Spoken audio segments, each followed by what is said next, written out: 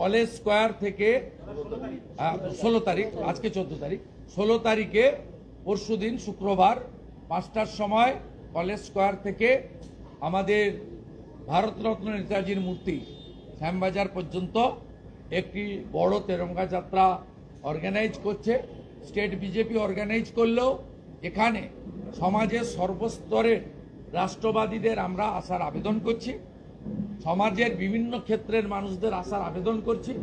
ভারতীয় সেনাবাহিনী, ভারতীয় প্যারামিলিটারি, তাদেরকে স্যালুট জানিয়ে আমরা তেরঙ্গা নিয়ে সেদিন হাঁটব। নির্দিষ্ট পতাকা থাকবে, জাতীয় পতাকা, নির্দিষ্ট স্লোগান থাকবে, যে স্লোগানের মধ্য দিয়ে আমরা মাতৃবন্দনা দেশবন্দনা করতে করতে আমরা এই 4 কিলোমিটার পথ এগিয়ে যাব। যে রেজলিউশনটা আজকে আপনারা এনেছেন, এটা কি বিধানসভাতেও আনার কোনো পরিকল্পনা করছেন?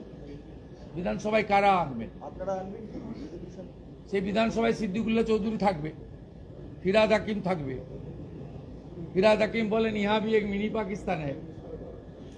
আমাদের কাজ আমরা করেছি, আমরা ওরা কি করবে জানার দরকার নেই। আমরা যে বিধানসভা বিএসএফ এর বিরুদ্ধে সিদ্ধান্ত নেয়, যে বিধানসভাতে ইডি সিবিআই এর বিরুদ্ধে রেজুলেশন করে, সেই বিধানসভার কাছ থেকে আশা করেন কি করে এগুলো? সেই বিধানসভা থেকে এগুলো আশা করেন কি করে? একটা মন্ত্রী দাঁড়িয়ে বলছে রামলীলা ময়দানে 2000 করে লোক প্রথম জেলায় বসাবো, তারপরে কলকাতাকে 15 মিনিটে টাইট করে দেবো। ওদের কাছ থেকে এগুলো আশা করেন কি করে? আপনারা বিধানসভাতে কোনো কর্মসূচি করবেন? আপনারা বিধানসভাতে কোনো কর্মসূচি? বিধানসভায় তো পার্টি তো আমাদের পরিচয়, বিজেপি টিকিট দিয়েছে বলে তো আমরা এমএলএ,